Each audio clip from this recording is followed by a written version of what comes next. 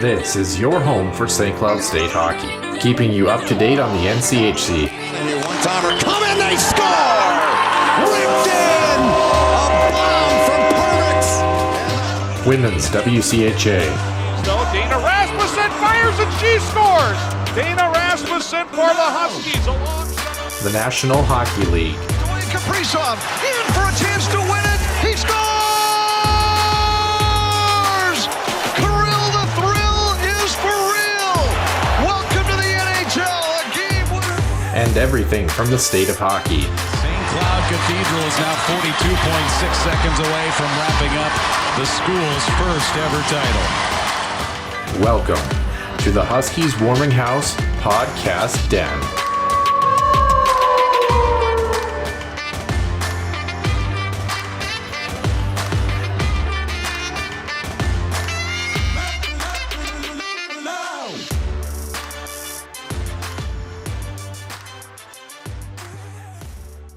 Episode 60 of the Healthy Scratch interview segment, if I can remember what the heck this segment is called here, Nick. But easy to remember the two guys we had on today, Tyler Anderson, Kevin Fitzgerald, men's hockey seniors and now super seniors, if you will, on the show. Nick, what was your favorite part of this show? Is kind of one of those shows that a little bit of highs, a little bit of emotions to talk about, but overall a really fun episode.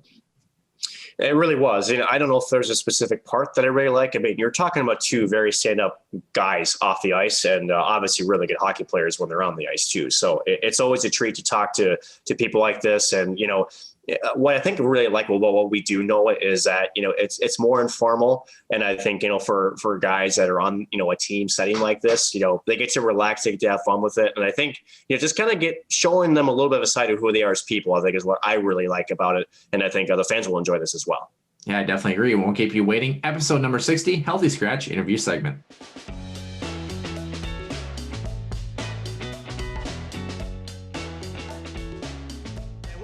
This week to the Healthy Scratch interview segment here for episode number 60. And joining us are two super duper seniors. We have Kevin Fitzgerald and Tyler Anderson, both with the men's hockey team. Guys, thanks again for joining us and welcome to the show. Yeah, thanks for having us. Yeah, thanks, boys. I thought you were going to call us super healthy scratches. So I was happy with the super seniors. There's glue and then there's super glue. We're just using the same, right? But speaking of glue, right? When you guys were, first of all, congratulations on one hell of a season to both of you guys. A historic season nonetheless. The first team ever to make it to the NCAA championship game. I want to get your reaction to this season. Kevin, I want to start with you. We all knew going into this year that there was some potential there. Really didn't know where it was all going to go, that we end up in Pittsburgh and, literally 60 minutes away from, bringing home some really impressive hardware. Thoughts from the season and more so, the trip all the way to Pittsburgh in the Frozen Four. Yeah, kind of. You said it there. We kind of knew early on bits and pieces. We were just kind of talking about early in the year. We didn't really have like the star power that we've had in past years. But then we just saw as the year, guys are stepping up left and right. And I think it was just that depth kind of that carried us throughout the year. And, like you said, the ending wasn't really great. It was great to get there. Definitely somewhere we're trying to get back to next season. But, it was a great experience. It was a great ride. And kind of like I said, definitely trying to get back there next year. And Tyler, for you, same question. How did that run feel for you, especially, what we will talk about a little bit later on in the show about some of the future endeavors you will be having, but one hell of a ride to it, wouldn't you say?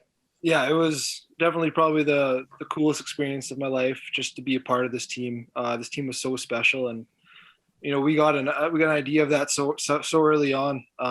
Everyone got along so well, and I've been saying it all year long. I tell everyone every time I see them, I couldn't believe how hard this team practiced, and there's just so much buy-in from absolutely everyone on the team, from the guys that are playing 20-something minutes a night to the guys that are, sometimes guys don't even get in the lineup, and everyone competed every single day and just had a complete team buy-in, and obviously it paid off, and we got to do something pretty special. But like Kev said, hopefully next year we get over that hump instead of just get there.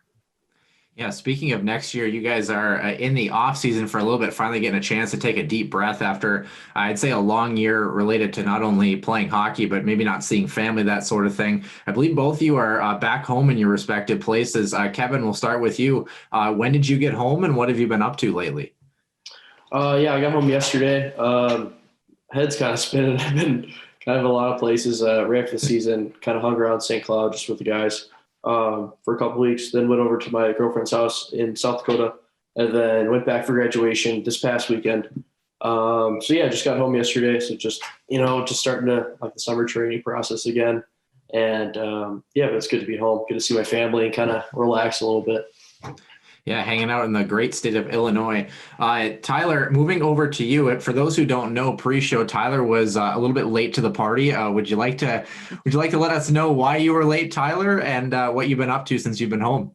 Yeah, I was working on my golf game. I'm trying to get that handicap down. That's really all you can do in Winnipeg right now. We're pretty locked down with COVID restrictions. We have high case numbers right now, so like really almost everything's closed except for the golf course. So I've been just trying to spend some time there. But yeah, I hung around St. Cloud with the guys for a couple of weeks, but I knew that it was time for me to just kind of get home. And when you get back to Canada, you have to quarantine for 2 weeks. So I came home and wanted to do that so I could kind of figure out what I was going to do this summer in terms of work. And I hadn't seen my family since July. So it's nice. It was nice to get home. It's nice to be home and be with my family. And it's nice to be working on the golf game. Can't complain about that.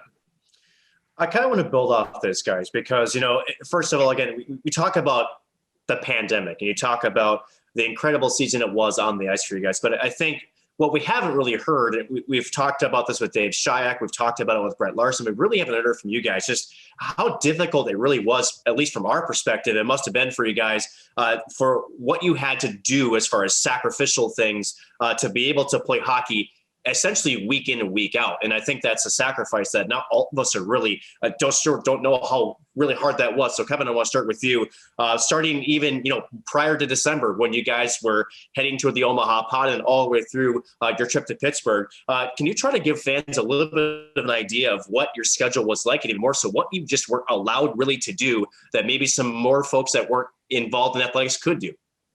Yeah, definitely. I mean, I think it just started right in August. We had to be there August 1st. I think a lot of us came the week earlier or like a week earlier just to quarantine and stuff like that. So right away, that was something new. Normally we just get there around when school starts. So we just had so long without any games of just kind of training every day, then like kind of quarantining, kind of staying away from people, not going places where, we could get COVID and stuff like that. But yeah, I guess it was just tough. And while, I guess from my perspective, like while we were going through it, it didn't seem like really that much just because it was just like our like new normal, I guess. And but now like looking back on it, like it is tough. Like you didn't get to see your family. Like Andy didn't get to see his family, didn't get to see his girlfriend like the whole season. And that's I mean, I couldn't imagine how that was for Andy, because even for me, like being Tyler's roommate, knowing his family like very well, like, they're always coming down, they're always visiting. And like they're a huge part of our lives, let alone like Tyler, that's his family. And so, yeah, I mean, it's definitely tough. And when you talk about stuff like that, like senior night, like Andy's parents going to come to senior night. So yeah, that definitely takes a toll on you. But I know at the end of the day, it's for a good reason. I mean, we got to do, what we love and have a great season because of that. Tyler, I want to build off that a little bit from your perspective. I mean, I think it is obviously more challenging for you, especially when you're talking about international borders, and an international border has been closed to the United States for quite a number of months now. And again, as a college student and also a college athlete, the family support means a lot to everybody, and especially to folks that especially live far away. I guess, how was this experience like for you and this season especially? You know what? Honestly, I think it was tougher on my parents than it was for me, because they like absolutely loved coming to St. Cloud. Like my dad lived for coming to St. Cloud and watching the game. So I think it was the toughest thing for me was just seeing how upset they were to not be able to be a part of, all those special things that are supposed to be a part of your senior year. Like I remember the senior night, my parents were so upset they couldn't come, and I'd FaceTime my parents. My dad did everything he could to try to make his way to Pittsburgh for the Frozen Four, and just like see them work that hard and just want to be there so badly and not be able to get there was definitely tough. But it was nice having like players on the team kind of in the same boat as me. I could tell that they were making the sacrifices too. Especially me and David and Kevin Will live together. So me and David were international guys. And so I feel like we understood it a little bit more because we were kind of in a similar boat. And I guess I could talk about it now because the season's over, but I felt like the toughest part would be the holidays. And we weren't supposed to go anywhere we couldn't go over the border for Christmas. So David and I didn't know what we were going to do. And we ended up actually going to Florida for Christmas at the time, COVID hotspot, but we both already had COVID, and I have an aunt that lives down there. So we got to spend time with some family in some warm weather at Christmas. So I feel like that little break over the holidays kind of, gave us the little relaxation to get over the hump.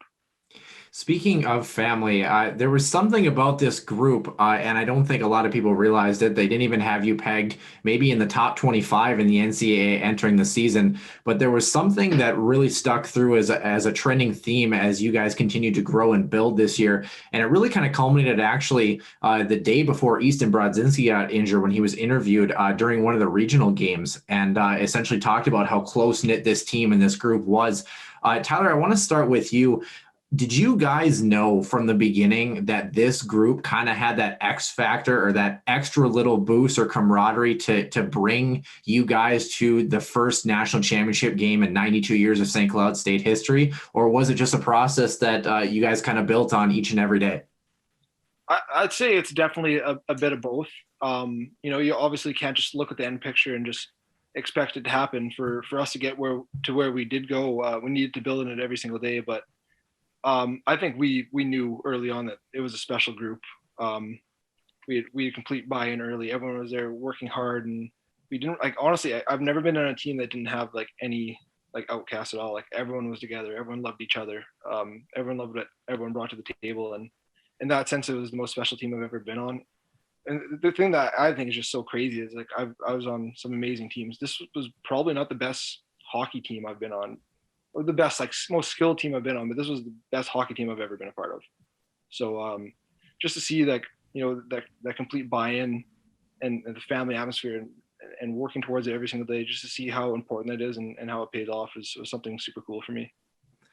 Kevin, I got the privilege to see you score the first goal of the season back in the NCHC pod. Really nice forehand backhand move on a breakaway. Actually, one of my top 3 favorite goals of the year. Not a big deal, but I kind of wanted to ask along those lines, as you guys continue to grow and build in that process. We caught up with Brett Larson a couple weeks ago, and he talked about that Colorado College game in the NCHC playoffs as maybe a turning point for you guys. Was there a moment for this group that you thought was a really good building point, maybe in terms of a good win, a good challenge with adversity, that maybe you thought that might have been the spark that really kind of added that extra level of play as you moved into tournament time? Yeah, for sure. And I think, the first thing that if you were to ask me what our TSN turning point of the season was, I think it was definitely after we lost to Duluth, in Duluth. And it was just a net front game. The whole game, we were kind of perimeter, a little passive, and we had our first mentality Monday of the year, and where we literally just do the hardest drills in the book. It's a lot of net front, a lot of compete and stuff like that, and then Lars brought out the grease pan, where it's just one of Schicker's big cooking pans. For every grease pan goal, every greasy goal that was scored, we showed it on film, and then that person would get a puck with their number on it right in the grease pan, just trying to see whoever had the most grease pan goals by the end of the year. But it was I think we took a negative experience with some adversity, and not only did we kind of use that to light a fire under us, but it kind of just changed our mentality for the rest of the year. I think the cool goals to score were now the greasy goals, and that's just playoff hockey, I think. So I think that helped us tremendously throughout the playoff run. I would have to agree with that, Kevin. If there's one thing that I think impressed both Noah and myself, was not just that you were scoring against Boston College and Boston University, but how, right? It was in the house, it was in front of the crease. You weren't, being intimidated by going into the dirty areas. But I want to build off of the skill versus the heart of the line, per se, when you talk about teams like this. When you watch championship recaps at the professional level, where it's NHL, baseball, basketball, football, if there's one common thing that you hear, and that is, everybody on this team is something special. And I think there's nobody, at least in this room, that would argue that this was the most skilled team. I don't think it was. But I think there is something to be said about a team that is not only plays together, but also just embraces their role too, that just knows that they have to play a certain way. Kevin, would you agree that, from top to bottom, again, as far as skills concerned, definitely not the best in terms of, the overall rating from ECHL, but more so, it was a team that really embraced what they had to do to win every single night. And it was the character of the guys in the lineup that is what pushed you forward to the national championship game.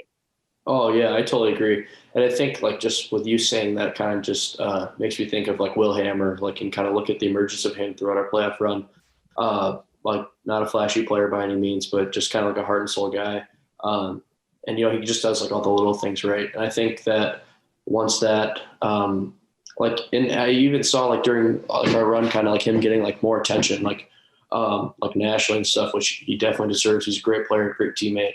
And I think that just kind of also symbolized our game kind of and just the emergence of the more hardworking, the more grit, and kind of wanted to make that a staple of our game rather than, maybe some of the prettier skill plays that haven't worked for us in the past. Kevin, I kind of want to follow up on that, and I have a question for Tyler as well for this follow-up before I kick it back to Nick here. Speaking about your game specifically, Kevin, I feel like, and this is just from my perspective watching, I feel like the growth of your game that really took off this year, it's been a staple of your game, but I think it got even better. I feel like your battles below the dots and below the circles, below the goal lines, I thought you were really good as being that first forward in, hard on pucks, kind of that buzzsaw mentality. Was there any kind of mentality change or a skill change or thing you wanted to work on this year that you felt that you grew at or exceeded at or really continued to develop your game? Yeah, I think just going into the year, I met with our assistant coach, Mike Oliver. He just kind of went over, he's such a hard worker. He compiled so many stats and so many things for us to look at. And one thing that he found that was different in my junior year, the year prior in my game was play below the dots and stuff like that. And he kind of wanted me to get back to more whether it's establishing net front or play around the net, kind of creating scoring chances from below the goal line, stuff like that. So that was kind of a focus of mine throughout the season, I guess. And then just playing with kind of the players I've played with, I feel like we worked well below the net, and playing with Henches for majority of the year. He's such a fast skater. He's always in there getting F1. So just kind of working on supporting him and reading off him too, I think was good. Yeah, really effective line this year. Moving over to you, Tyler. Obviously, your career, as far as we know, is done in a St. Cloud State sweater. How would you evaluate your last year as a Husky? And do you have a favorite moment, even early on here, as you look back after having pulled on the St. Cloud State sweater for a last time? A favorite moment. This year was just so special. It's hard to just pick one. Probably I think I just remember skating the ice for the national championship game during warm up, and my legs were numb for the warm up for the good 2 minutes of warm up. So just being in that environment to me was just probably one of the coolest experiences of my life. But I enjoyed my time at St. Cloud so much all 4 years. Even though sometimes I didn't have the most on ice success, I felt like I grew so much as a person, and I gave the program literally everything I had. I can look at myself in the mirror and say, you know what, I did everything I could to better myself as a hockey player and as a person, and to try to make this great program even better. So it was, like I said, the best 4 years of my life, no doubt.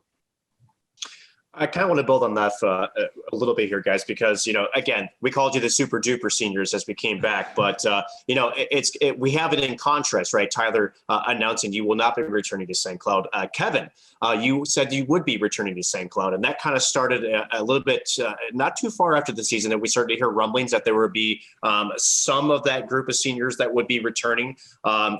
Even on the show not too long ago, it sounded like your mind was almost made up in a sense that, no matter what happened in this season, you had it almost, was what, hockey's been great, but it's, there's other things beyond hockey. Can you talk about what led you to decide to come back, and was there a specific moment, specific conversation, or how did we get to where we are now?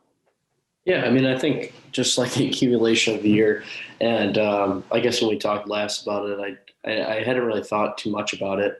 It was still kind of new, and just like the idea of returning, I think only like there's one other guy on our team who said that they were like most likely coming back.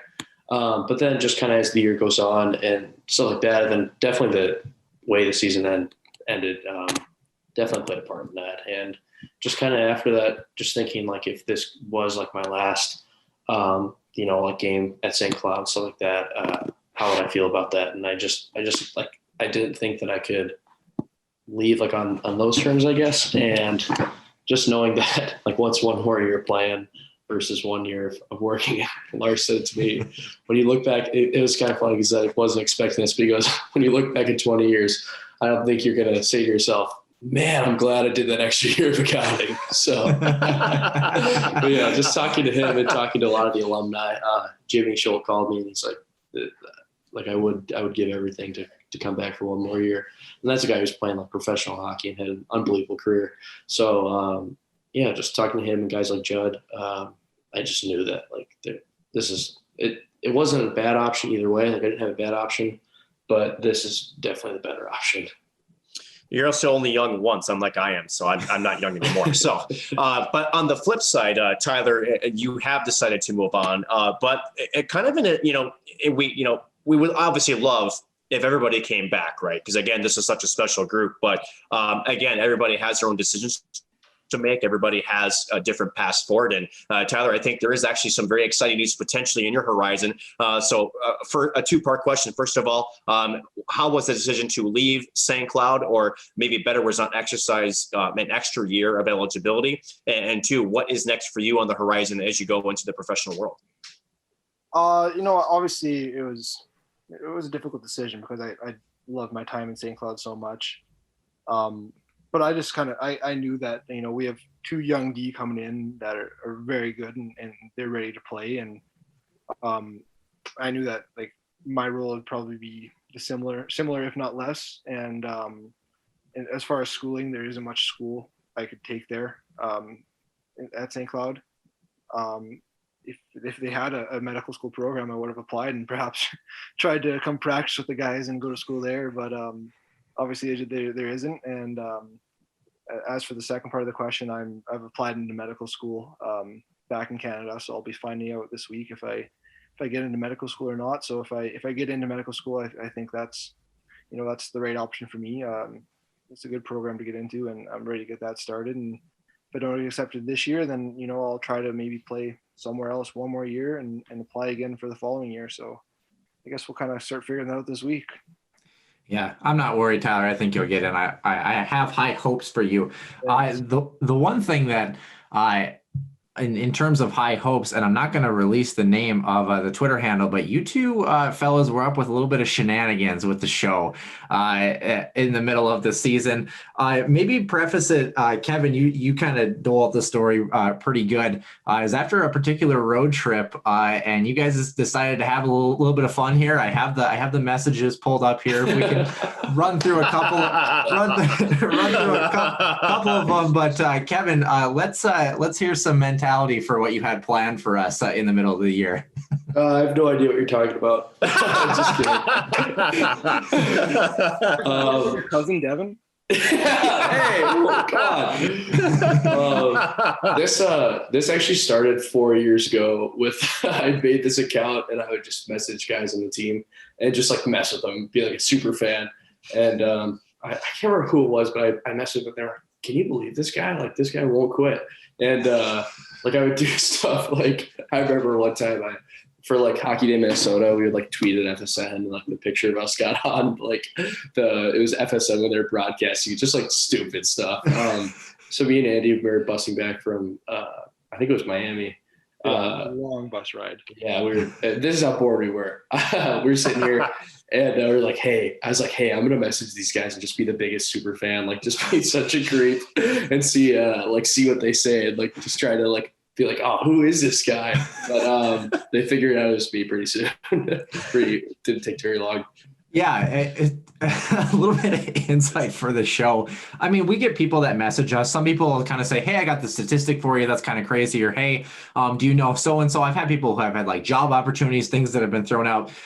So I get a message from this account. And again, we won't release it because you boys are still hard at work in the game for sure. But I get a follow. I don't know what it was. It must have been, it was right for Valentine's Day. Thanks for the follow. And I was kind of like, okay. So I send kind of the fire emoji because I'm kind of like, yeah, you're welcome, I guess. That's actually kind of romantic, actually. Yeah. is either that or the heart. I wanted to play it safe. Then I get the next text, but 5 minutes later, you guys do good interviews. I'm like, what do I do with that? I'm like, thank you. We try our best. Next one. Who's your favorite Husky? I'm like, oh, geez. Like, because you can't, from our perspective, you got to be really careful with that question because you don't know who it is. I'm like, I think it varies. I really like Micah Miller. Then I totally agree. He's the man. I love Tyler Anderson. Then he says, such a great guy. Him, Will Hammer, and David Rennick are my favorites. Ask Will who his favorite roommate is. So this was when we had Will and Micah Miller on. So after you asked that, when we had that on, I said anybody but Kevin Fitzgerald. Yeah. So I think we kind of pieced it together that from a couple of pieces as far as like your timeline, and we won't get into it because we won't reveal the account. I don't know, pretty good fun by all of you guys. But Kevin, is there a reason why you specifically actually don't have a big social media presence on Twitter? Is that just something for a guy that is pretty freaking hilarious? I don't know how you don't have your own network or something. I don't know. I had Instagram like when I came into college and stuff like that. You're off. I don't know. I just deleted it. What'd you say? You're off that now? Yeah, I don't know. I just don't use it anymore. Yeah. Yeah, I don't know. I just would never post pictures of myself. So it's what am I doing? I'd be on my phone all the time. So figured just delete it. But I kept with the Twitter. There's also another guy on the team. I won't reveal who it is, but a certain hockey lover has a similar account that I will send tweets to back and forth. That was your hint right there. I'm not saying anything else. I do want to say thank you though to Tyler. Tyler and Nolan Walker have kind of been our contacts, and you guys were the first two guys to ever come on the show for the men's hockey team.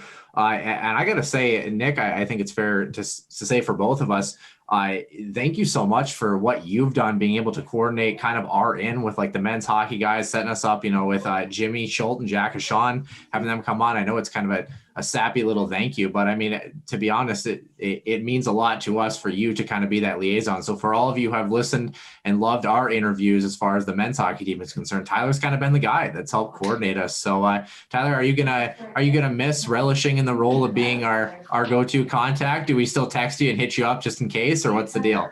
Yeah, he's not off the hook. Yeah. You guys always do great interviews, and it's great for everyone in Husky hockey to be able to hear all the different people in Husky hockey. So I was so willing to help you guys out whenever I could, and I'm glad you guys are doing what you're doing, because I think it's great.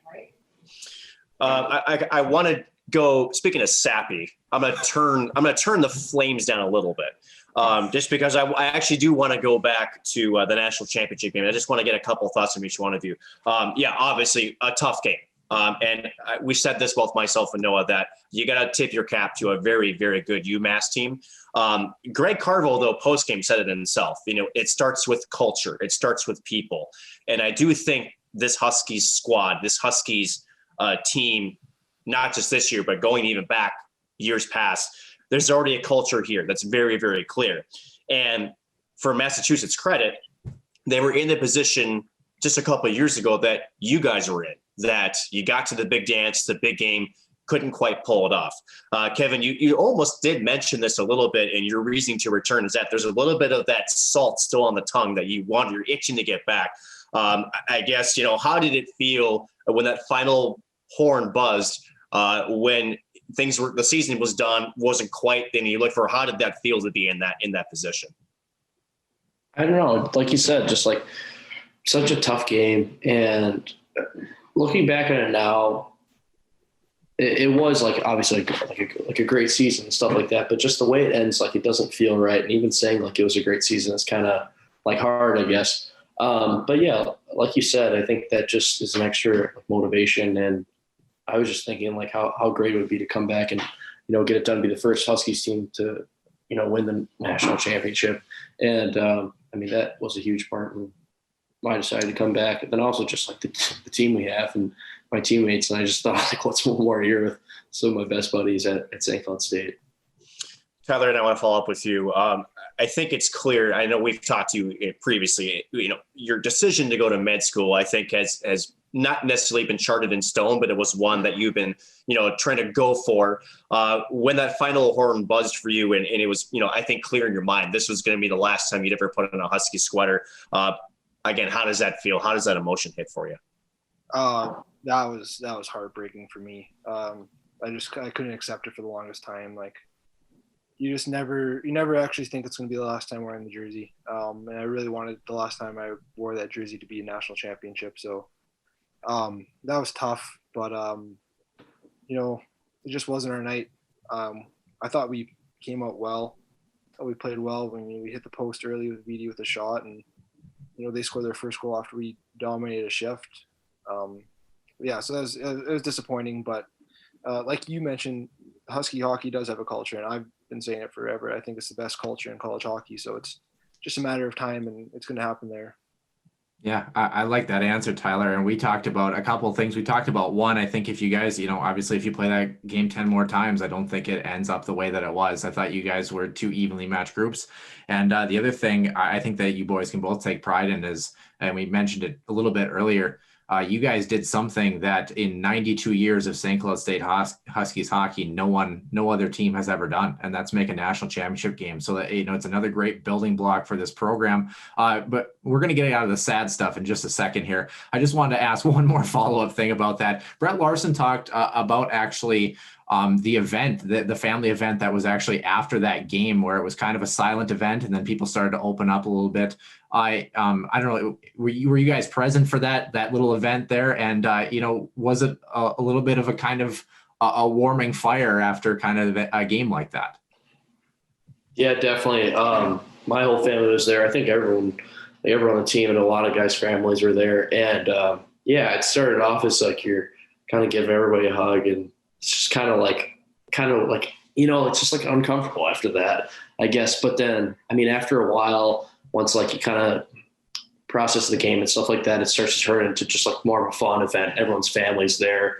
By the end, I thought it was incredible. It's probably one of my favorite memories of the season. Just after right there with everybody and so many alumni too. I thought it was a great time, but it was just the start of it was kind of weird, but after that, it was a really great time. Speaking of, I'm glad you led into that, Kevin, because this is my happier question, if you will. We've had a lot of great moments over the season. A couple of moments that stood out, as a lot of them involved Nolan Walker, who had one heck of a year. Had 4 goals at the Herbert's National Hockey Center. Had the craziest pass to Micah Miller I think I've ever seen in my entire life, flipping a puck over the net. Obviously, that beautiful redirect against Mankato. From your guys' perspective on the ice, was there a particular goal or a particular play that either you guys were involved in or you guys saw that you guys were like, and part of my French just said, holy shit, that was something else? Yeah, well, I wasn't involved in a lot of goals, so I had to see a lot of them. So my favorite goal of the year by far was that one you talked about where Nolan Walker flipped the puck over the net. Because Kev, I'm sure you feel the same way, because we've never won a tournament game before. We were the number 1 seed twice. Yeah. So when we went down 1-0, we were literally like at that point I was kind of like I believed in our team, but I was nervous a little bit. I was like, holy shit. And then so you see this puck land directly on Micah's tape with a wide open net, and he's like dusting it off, and I'm just like jumping on the back. Jumping, like I think I had the highest vertical I've ever had in my skate. That was probably the goal I remember the most, because I absolutely lost it. So random question about that play, Tyler, because it was kind of hard to see, on the actual live feed. Were you guys able to see that puck right away? And again, can you imagine if Micah missed that puck? Like, it's one of those where it's like, as a shooter, you almost like overthink it a little bit, but he buried it right in the center. Did you guys see that puck right away, or kind of know where the puck was, or were you as confused as everyone else was? No, so the D were on the left side of the bench. So like I feel like I had a really good view. Like I could see the puck getting flipped up and I saw it land right on Micah's stick. So like Yeah. when I saw him take his time, like I was so shocked. Like I didn't know.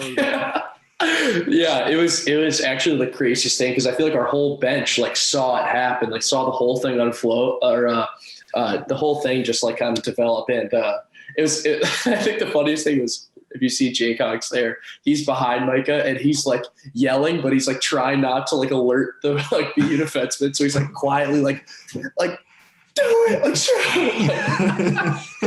It's like funny because nobody knows like what to say when the puck's in the air. We're just like, oh, like it's there, it's there. Like, so it's just like I don't know. That was hilarious. That was the craziest goal I've ever seen.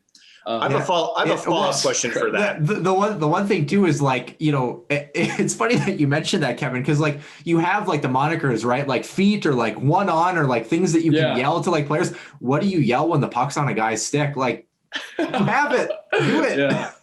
Yeah. So is that drill called the flip drill then? And how do you practice that? No idea. Kevin, did you have, speaking of Nolan Walker, Micah Miller, I mean, that redirect that Nolan had was beautiful. I honestly put your first goal of the season 2.5 minutes into the pod as just a nice little jump start to the season. Did you have a specific play or a specific thing other than that flip play that you thought was, a really great moment or maybe an undervalued moment that happened during the year? Yeah, I mean, I think the flip was just the craziest thing I've ever seen. The redirect, Joey Molinar's first college goal, and perhaps the biggest like setting possible. But I think my favorite goal of the season was the Sammy Hench's bazooka goal against CC in the pod. That was great. Yeah, but that also just capped up. Like I think that game, like obviously it's a joke. Like Sam does the bazooka at the end, like that was incredible. But I think that game in general was just like a moment where like, okay, like I think we've got something special here. Like we kind of go down 3-0 and battle back and win in overtime. So I thought that was kind of a good moment for us and just like kind of a hilarious ending. Speaking of, before I kick it over to you, Nick, here, I just wanted to add one thing. Maybe this is a good time. Kevin, you don't have the biggest social media presence, so we have a weekly trivia question that we like to ask on the show. And last week's actually involved you, and I kind of want to know if you know the answer to it here. So the question actually involved, it said that you had 18 points on the year, including being the visiting team during the games in the pod. How many of your points this year were scored on the road? Do you happen to have an idea? I don't know. I don't even think I scored. I maybe scored once at home, so I have no idea. Yeah, 13 of your 18 total points came on the road. Your first 9 of the year. Your first home point, February 5th against Western Michigan. Wow. Including even in the pod. So that's kind of so work on that. That's your challenge. Yeah. The rink I'm the worst at is the one we play in the most. So because you got too much ice, you don't want to make people look bad, right? Yeah, exactly. Something like that.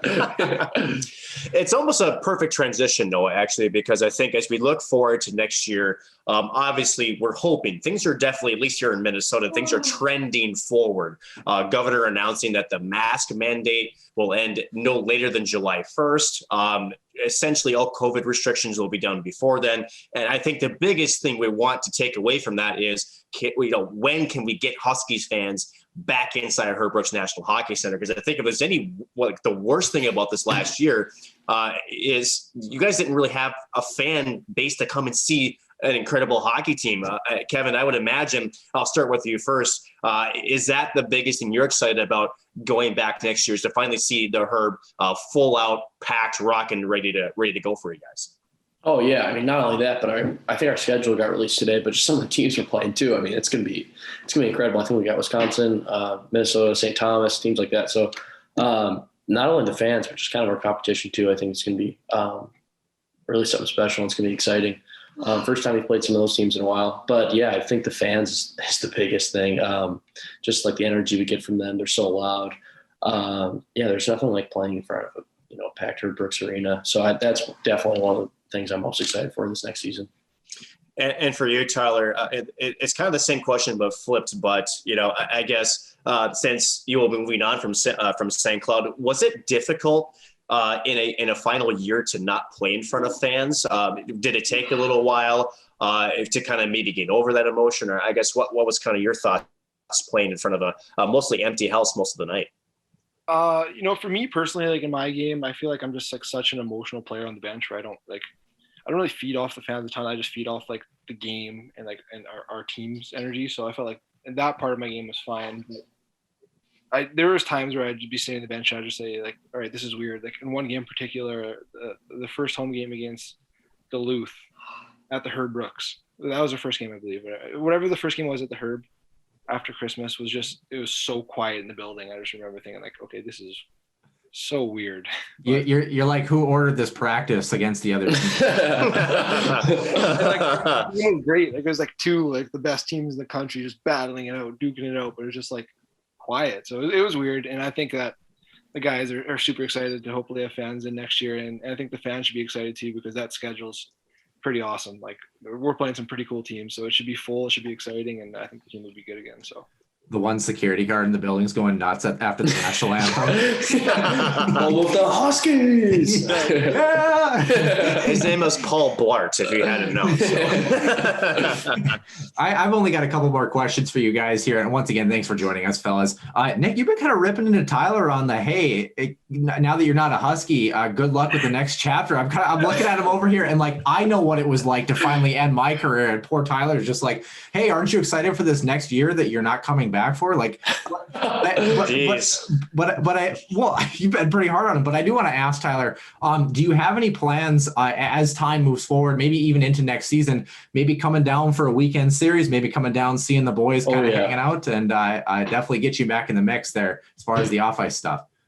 Yeah, definitely. I truly feel like that's the coolest part of it being at St. Cloud State Husky is like we're a family. We have guys in our group chat that played there probably like 8 years ago. It's literally the best culture in college hockey, like I've been saying. So it's not like I truly still feel like I'm going to be a part of the team next year, like just watching and supporting. So I'm definitely planning on making it down to as many trips as I can. I know that David doesn't have a roommate on the road, so his roommate's Reggie Dunlop in North Dakota. So we'll see. I'll make my way down and say hi to the guys for sure. Yeah, I know you're hoping to get a medical school here, but I could see you being a guy working on a college hockey team. I think that would be kind of cool. The other thing I want to ask too, there's the alumni fundraiser coming up for the golf tournament for the men's hockey team as well. Tyler, you mentioned your golf game earlier. How is the golf game looking? Is it getting any better? You finally got a chance to practice this summer, or are you struggling out there? It's getting better. I feel like this is the year because like I don't have to spend as much time in the dangle pit anymore. I can spend more time. No, it's I kind of just play for fun. Like I'm not a great golfer by any means. I'm a mid-teens, high teens handicap. So I just love to play and get out whenever I can. Yeah, Kevin, are you a big golfer? Any big plans? I should have asked you this, Tyler, as well, but do you have any big plans now that you're home or moving into the summer besides training? Are you going to like take a vacation, do something that's super exciting, or are you just ready to maybe lay down and sleep for like 10 days straight?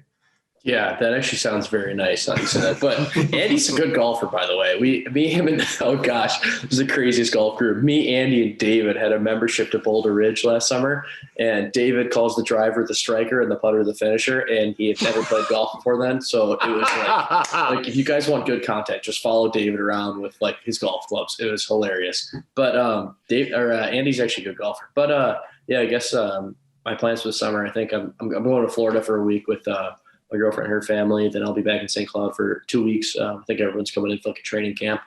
But yeah, other than that, just try to work on the barrel a little bit, maybe slim down. But yeah, just get ready for next season. This is my last question for both of you. First, Kevin, starting with you, how excited are you to see David Rennick back between the pipes? And Tyler, this is going to be my follow-up question, but Kevin, if you want to jump in on this as well, what are some antics that people maybe don't know about David, or things that, like, if you were doing the scouting report on David Rennick for the LA Kings off the ice edition, what should people know about David, like some quirky things about him? Because the happiest dude on the planet, but I feel like you guys got stories galore if you could jog your memory a little bit here. I was just like thinking so much about David's stories that I forgot your first question. I'm sorry. Oh, how excited are you to have him back?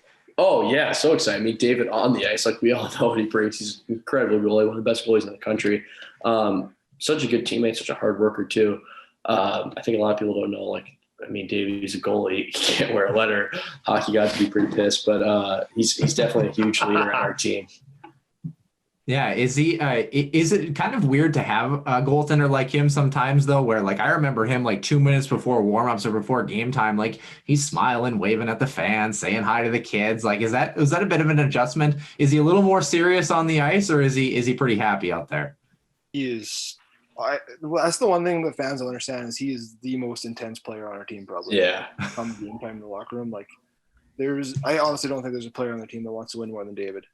Like that the Husky Nation is so lucky to have a goalie that competes as hard as him because he wants to win every single game. He wants to be the best. And he's so competitive, and I think sometimes that could be his downfall because he's so hard on himself because he wants to win that bad. But yeah, he's very serious come game time in the locker room. Yeah, in practice too, you see it. I'd like in practice too, like he just battles all the time. Like he would get so pissed at me our freshman, sophomore year. I'd like skate by and he wouldn't be looking. I'd like throw a puck in the net and it's just like coming right back at me. And I'd be like, dude, what the heck? But no, he's awesome. He's such a competitor, such a battler. Off the ice though, like he's got his Davidisms. Like he calls his throat, his sore throat. Like he can't differentiate that. Like those are two separate things. Like, but there's just so many things about David. Like, so like probably can't share. But yeah. It was an adventure every day. Like you don't laugh when you live with David. You don't spend a day not laughing and living with him. Like yeah. I think, first of all, I want to clarify a couple of things, unless, for my co-host, it's not that I'm being hard on you, Tyler, but I'm 34. I'm kind of old, right? So no, right. But I think what's important is, people say, probably to you in your group chat, Jimmy Schultz, he would kill to be able to go back and play college hockey, right? If he's a 34, when you listen to you guys talk about what you guys have as a culture and, going through the motions that you have, there's guys like me who, I wasn't great. That's why I'm not playing. Obviously, I'm just getting old and getting gray hair, honestly. So, when you hear it, it's just you envy at the opportunity that you have.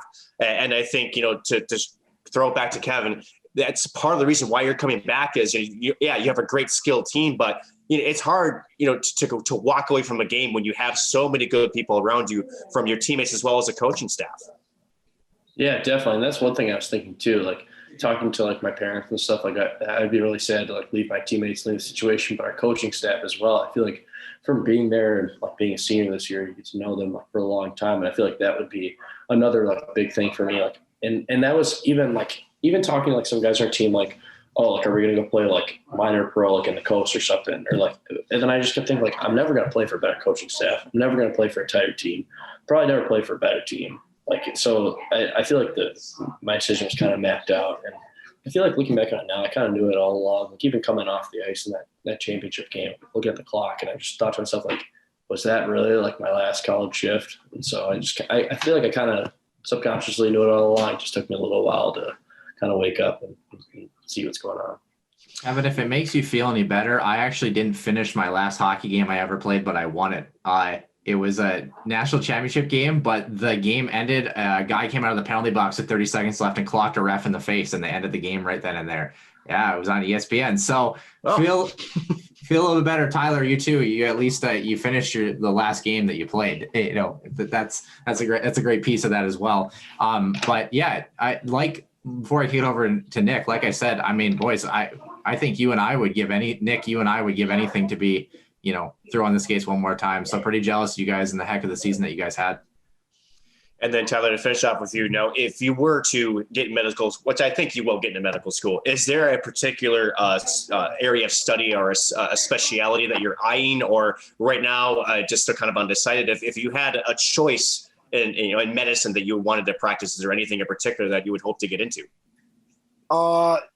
Just kind of working with Dr. Wong with St. Cloud State, I feel like I would love orthopedics. Just like I loved how he handled the different situations, and I feel like that's something I'd be interested in. But at the same time, I'm very open. If I fall in love with a specialty while I'm in school, then I'll pursue that. So that's orthopedics is something I'm interested in. But like I said, yeah, I would do anything. I think orthopedics, Noah might need it after our one-on-one battle. He's got some broken bones after I slam him face first in the board. Anyway, but that's a separate conversation. Kevin Fitzgerald, Tyler Anderson. You're going to chirp me back here, Noah? Just want to make sure I cut you off. I was just going to say, when you talk about the mask mandate lifting on July 1st, we're hoping potentially with either a men's or women's goaltender to have Nick and I on the ice against one of these tendies. So who do you guys think that we should pick if we have a tendy sometime? Who's the guy to match up against? Who do you think? Well, I mean, I think is Jack staying in St. Cloud? I think that's your best chance. I think he's the only one there. So I hear the board is pretty good. Yeah. I hear that's got a good streak. So I can't Yet to beat it. yeah, I can't score on that thing. You can. no, I can't. Great, career, save percentage. But again, Kevin Fitzgerald, Tyler Anderson, again, thank you again for joining us. We wish you guys, first of all, a relaxing and fun summer while you have it, because we know it was way too fast. But excited to have, you guys back on again, hopefully time soon. And again, best of luck to you guys, both here as we in the next couple of weeks. Awesome. Thanks so much, guys. Yeah, thanks you guys. Appreciate it. Thanks, guys.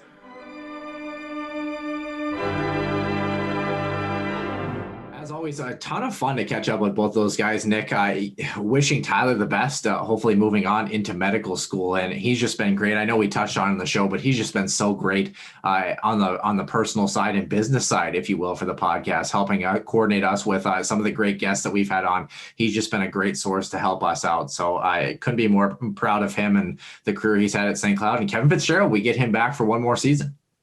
Yes, we do. And obviously, they said it themselves, right? This is a group that, you got the majority of them coming back. I think this is a group that's going to be very, very fun to watch. And I think for the most part, Noah, for the fans who weren't able to attend a game last year, I think that you're definitely going to want to make sure you grab your tickets and watch this club. I think they're due for a repeat run of something special. There's definitely not going to come easy, as nothing ever does in college athletics, but this team with the culture they have, and again, with the skill up and down the lineup, it may not be the flashiest team, but this is a team that plays and leads it out every single night. And man, it's going to be great to have, especially a guy like Kevin back in the locker room, because he can just keep things kind of relaxed. And with this humor, is just overall great dude. Yeah, looking forward, right? You got Mankato to start the season. St. Thomas is the first team to play St. Cloud State. St. Cloud's the first group to christen the new arena at Colorado College. A lot of great things to look forward to. Of course, I think the Gophers are going to make an appearance in town as well. So excited for that one, but that's long off. We're going to let the guys have their rest. Once again, thanks to Kevin and Tyler for joining us. Pretty mundane week once again. Two-line fan trivia every Saturday at noon. Be the first one to answer that one correctly on the Twitter page, and you'll win a Huskies Warming House podcast hat and go on the leaderboard for season number 2. Other than that, episode number 61 comes out on Sunday, and we'll see you back here in the den.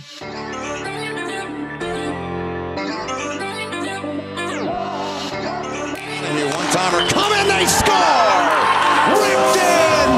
A bomb from Pervix! So Dana Rasmussen fires and she scores. Dana Rasmussen for the Huskies. Dwayne Kaprizov in for a chance to win it. He scores! Kirill the Thrill is for real. Welcome to the NHL. A game winner.